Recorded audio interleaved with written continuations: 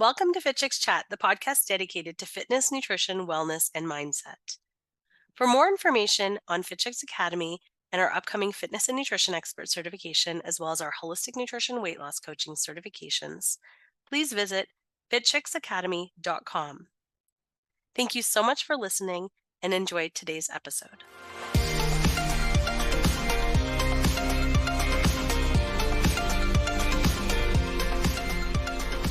Hello, everyone, and welcome to FitChicks Chat, the podcast dedicated to fitness, nutrition, and wellness. My name is Amanda Quinn. I'm one of the co-founders of FitChicks Academy, and I'm excited to be able to share this episode with you today, where we're talking about something that I think is really important for anyone who's a coach, an aspiring coach, and this is how to help your clients and how to coach them through all of those fitness blocks that they might have. So we're going to overcome the big three objections and barriers that might be put in place by your clients subconsciously or consciously. These are like fears and uncertainty and things that they have before they get started on their own health journey. So if you're a coach and if you've ever faced these objections, this episode will equip you with actionable strategies to help your clients actually address this head on and help your clients achieve their goals. Now, Laura and myself, we've coached tens of thousands of women from all over the world over the years since we started FitChicks back in 2008. And these are genuinely the three things that always kept coming up over and over and over again. So again, this episode is for people who are coaching already and might be running into these and not sure how to help their clients through this barrier.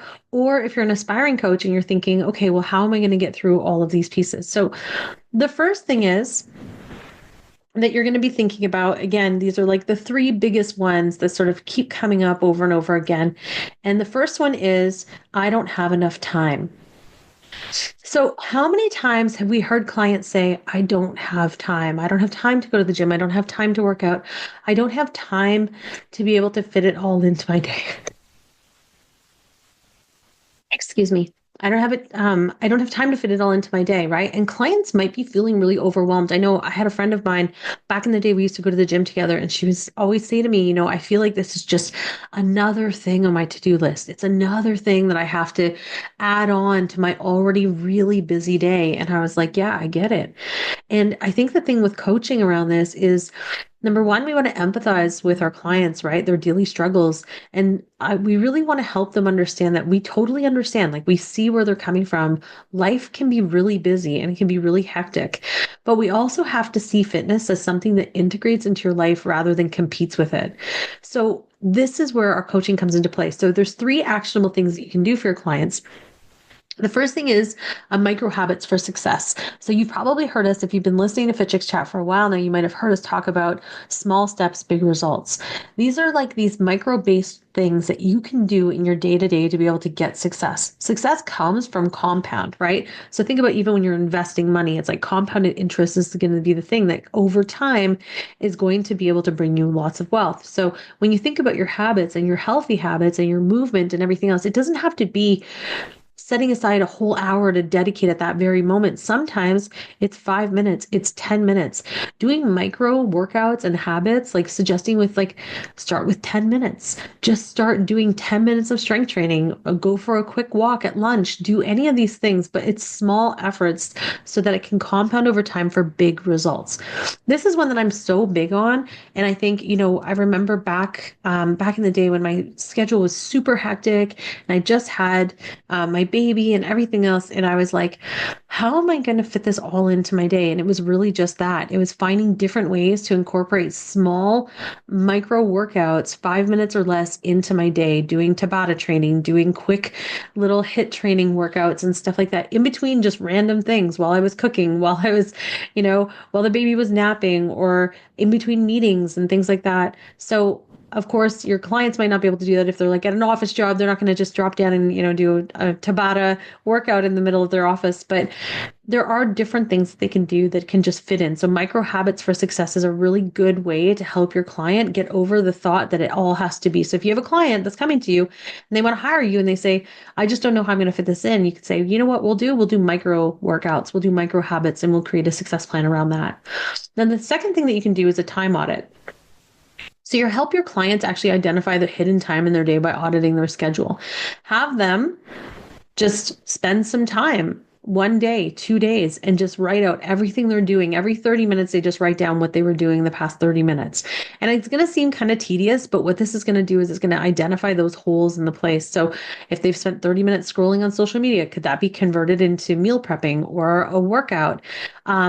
If they are doing, I don't know, if they're spending 2 hours commuting and like there's no way around that. It's like, okay, well, how can we try to figure out a way to maybe you can walk to the train station as opposed to driving there or things like that. So time audits can be a really good thing to just help them identify where there might be like spaces in their day that they're not even recognizing. Or if they're spending 4 hours after work watching television, could we just make it 3.5 hours and instead take half an hour and use it as for cooking dinner and doing some squats, right? So there's different ways that you can do it. Now, also, one of the things that we've talked a lot about on FitChicks Chat is habit stacking.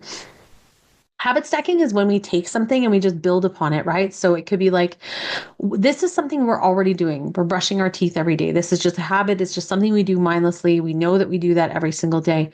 Habit stacking is when we take a new habit and we add it, attach it to something we already existingly do. So for example, if it was brushing your teeth, it could be like, okay, before I brush my teeth every day, I do 25 squats. And then after I finish brushing my teeth, I do another 25 squats. Now the person has done 50 squats. Probably it's taken them maybe an extra 3 minutes, but now it's combined into this thing. So it becomes part of their habit. It becomes part of the routine. Maybe it's if they're watching television after work during the commercial breaks, every time there's a commercial, they do some sort of a mini micro workout. There's different ways to be able to incorporate things into your day to day without having to try to find more time. And then the third thing is to create flexible routines.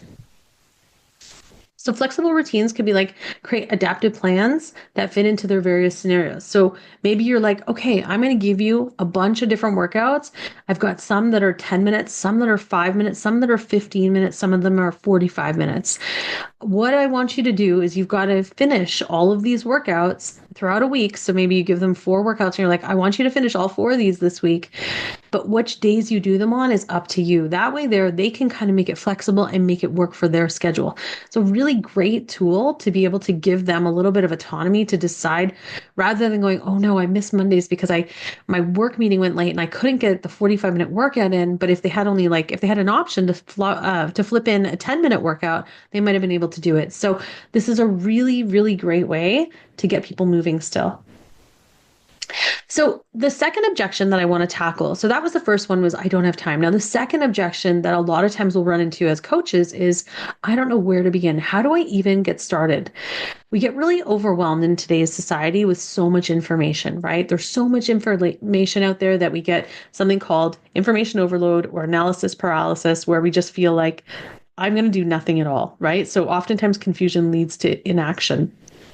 So as a coach, our role is to simplify things as much as possible. We don't have to make this complicated. And I think that over the years, we've made coaching and we've made health and fitness and everything else so complicated. We can make this as simple as possible and break down the process into manageable steps for our clients. So 3 actionable things that you can do as a coach to help your clients when they think, I want to get started, but I don't even know where to begin and I'm feeling overwhelmed is number 1, you can create a personalized wellness map. This is literally a journey for them. I like even drawing it almost like a treasure map, right? Where it's like, here's the result that you want. And then we're going to start this roadmap with something really simple. Maybe we're just going to start with focusing on your hydration and walking. And then we're going to progress to structured workouts. And then we're going to progress to, doing more meal prepping and things like that. But everything is like a building block building on one another. But you're starting out with small and then building from there because your clients need to have a starting point in this map that's going to help them at least get the ball rolling. The second thing is that you want to focus on one goal at a time. How many times have you maybe had a coach or you as a coach have said, but I have all of these things that I want you to do and I'm going to give you a million things. What happens in those scenarios is that when we get really overwhelmed and we think, I'm going to have to change everything, we change nothing. If we think, oh my gosh, I have to change the way I eat and the way I move and the way I drink and how much water I'm intaking and how much I'm sleeping and I have to do all these things. And it feels so daunting that you're like, never mind. You know what? I'm just going to stick with what I know. even though it's maybe not working for me, this is too much. And so what we want to do is we want to build on things small, kind of like what I said with the wellness maps.